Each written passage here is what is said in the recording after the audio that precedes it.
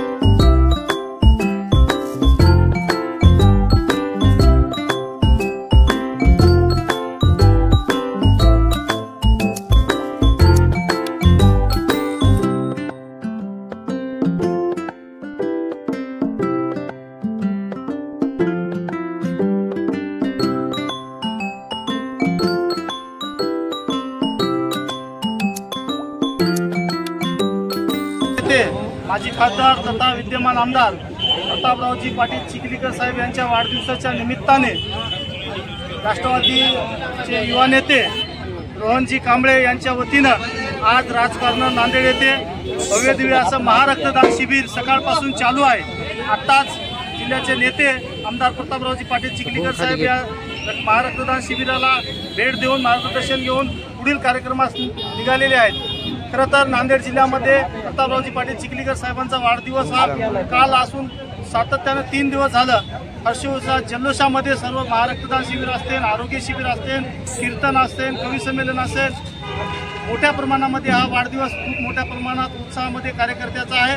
रोहनजी कांबळे यांच्या वतीनं जो सकाळपासूनचा आत्तापर्यंत जवळपास 125 ब्लड डोनेशन इथं झालेलं आहे आणि अजूनही सायंकाळपर्यंत ब्लड डोनेशन चालणार आहे. त्यामुळे रोहनजी कांबळे यांना मी खूप खूप शुभेच्छा देतो की असा चांगला समाजोपयोगी कार्यक्रम त्यांना राबवला. त्यांना भावी कार्यासाठी चिखलीकर साहेबांनी आताच शुभेच्छा दिलेल्या आहेत. राष्ट्रवादी परिवाराच्या वतीनं मी सुद्धा त्यांना शुभेच्छा देतो. थांबतो. जय हिंद, जय महाराष्ट्र.